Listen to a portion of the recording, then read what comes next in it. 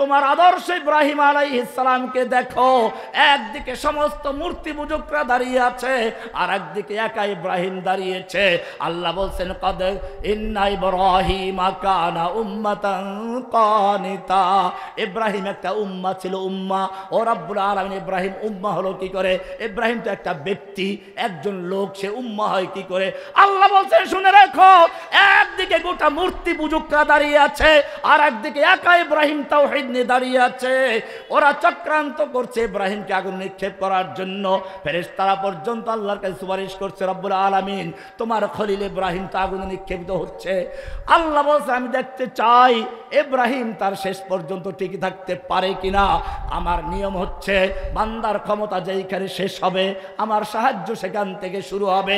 যখন ইব্রাহিমকে আগুনে নিক্ষেপ করা হলো, এবারে আল্লাহ বলে ইব্রাহিম তুমি পাস করেছো, তোমার ক্ষমতা যেই পর্যন্ত ছিল সেই পর্যন্ত বাতিলের সঙ্গে লড়াই করেছো, এখন তুমি আগুনে নিক্ষেপিত হয়েছো, তোমার ক্ষমতা শেষ হয়েছে, আমার সাহায্য শুরু করে দিলাম। কুলনা ইয়া নারু কুনি বারদাও ওয়া সালামান আলা ইব্রাহিম, ও আগুন তুমি একেবারে ঠান্ডা হয়ে যাও, ইব্রাহিমের জন্য আরামদায়ক ঠান্ডা হও। কে বলেছেন? আমি জিজ্ঞেস করতে চাই যে আল্লাহ রাব্বুল আলামিন ইব্রাহিমের জন্য নমরুদের অগ্নিকুণ্ড নিভিয়ে দিয়ে ঠান্ডা করে দিয়েছিলেন, সে আল্লাহ জীবিত আছেন কিনা? সে আল্লাহ ইচ্ছে করলে ভারতের পারমাণবিক এবং ভারতের যত অস্ত্র আছে সবগুলোকে অকেজো করে মুসলিমদের বিজয় দিতে পারেন কিনা? आज भी जो करे इब्राहिम का ईमान पैदा, आग कर सकती है, आग कर सकती है अंदाज़े गुलिस्तान पैदा।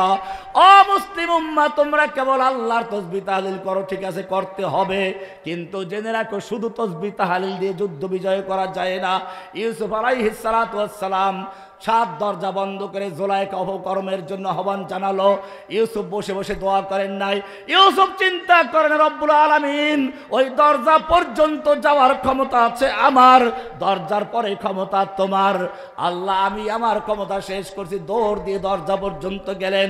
আল্লাহ বলেন ইউসুফ আমার নিয়ম হচ্ছে এটাই, বান্দার ক্ষমতা যেই পর্যন্ত আছে সেই পর্যন্ত তাকে লড়াই করতে হবে, চেষ্টা করতে হবে। তুমি দরজা পর্যন্ত চলে গেছো, এখন তোমার ক্ষমতা শেষ, এইবারে আমার ক্ষমতা শুরু হলো, সাহায্য শুরু হয়ে গেছে।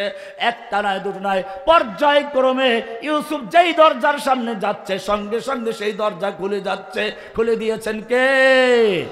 সে আল্লাহ এখনো জীবিত আছে না বুড়ো হয়ে গেছে?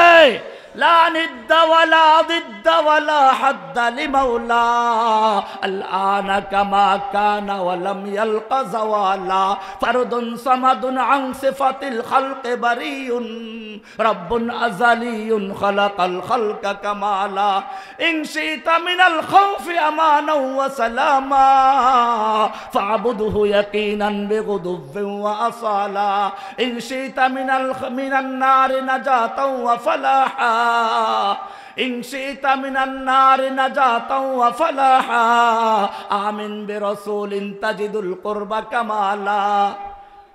কি সুন্দর কথা বলছেন। না না, আল্লাহ বিরুদ্ধ হন নাই, দুর্বল হন নাই। মূসা আলাইহিস সালামকে দেখো, ফেরাউনের কবল থেকে বনি ইসরাইলকে নিয়ে রওনা হচ্ছেন, সামনে নদী, পিছনের ফেরাউনের বিশাল বাহিনী, পালাবার কোনো রাস্তা নেই। আল্লাহ বললেন মূসা তোমার ক্ষমতা ছিল এ পর্যন্ত, শেষ করেছো, এইবারে তোমার হাতের লাঠি মারো। সঙ্গে সঙ্গে লাঠি মারলেন, পানি দুভাগ হয়ে দাঁড়িয়ে গেছে, পাহাড়ের মতো পানি দাঁড়িয়ে গেছে, মাঝখানে পাকা হয়ে গেছে। মূসা আলাইহিস সালাম পার হয়ে চলে গেলেন। ওই পানির ভিতরে যখন ফেরাউন নামলো, দুপাশ থেকে পানি চাপা দিয়ে ধ্বংস করে দিল। আমি জিজ্ঞেস করতে চাই যে আল্লাহ তাআলা মূসার জন্য রাস্তা বানিয়ে দিয়েছিলেন, সে আল্লাহ এখনো জীবিত আছেন কিনা?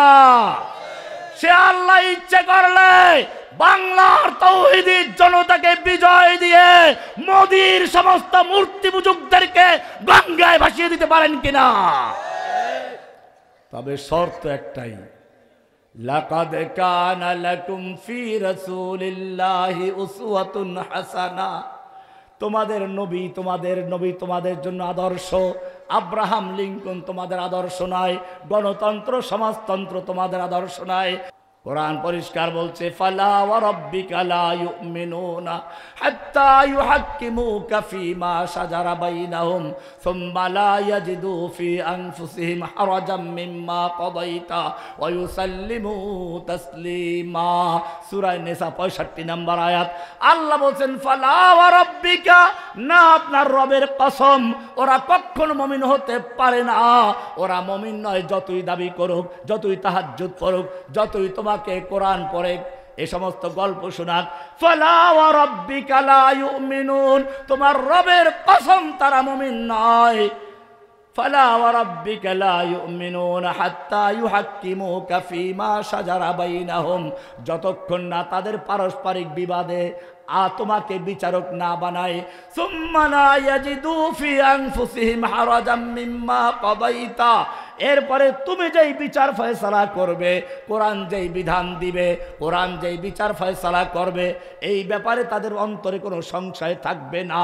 ওয়া ইউসাল্লিমু তাসলিমা, এবং সম্পূর্ণরূপে মেনে নিবে। এইটা না করা পর্যন্ত ওরা মুমিন হতে পারে না। কে বলেছেন?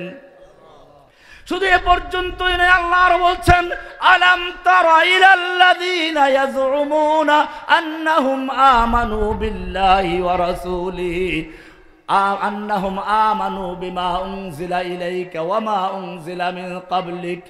আপনি কি ওই সমস্ত লোকদেরকে দেখেন নাই যারা দাবি করে আপনার প্রতি নাযিলকৃত কিতাবের প্রতি ঈমান এনেছে, দাবি করে মুসলমান, আমরা কোরআনকে বিশ্বাস করি, ওমা উনজিলা মিন ক্বাবলিকা, আপনার আগের কিতাবের প্রতি ঈমান রাখি।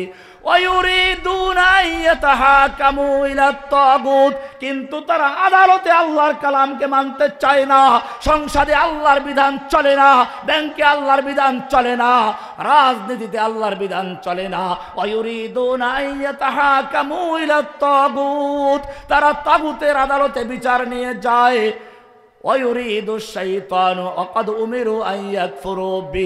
তাদেরকে তাগুতের আইন মানতে বারণ করা হয়েছিল।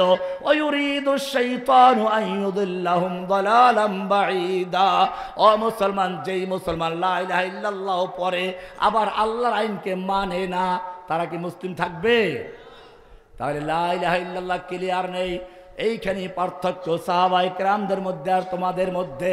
তোমরা আল্লাহর আইনকে মসজিদে মানো, সংসদে মানো না, আদালতে মানো না, যতক্ষণ পর্যন্ত পাকের ঘর থেকে সংসদ ভবন পর্যন্ত আল্লাহর তাওহীদ প্রতিষ্ঠা না হবে, লা ইলাহা ইল্লাল্লাহর বিধান জারি না হবে, অতক্ষণ পর্যন্ত তোমাদেরকে হিন্দুরা ধমকি দিবে, হিন্দুরা তোমাদেরকে পিটিয়ে মারবে, মসজিদ ভাঙবে, মসজিদ ভাঙবে, মাদ্রাসা ভাঙবে, তোমাদেরকে করবে, পিটিয়ে হত্যা করবে, তোমাদের করার কিছুই থাকবে না।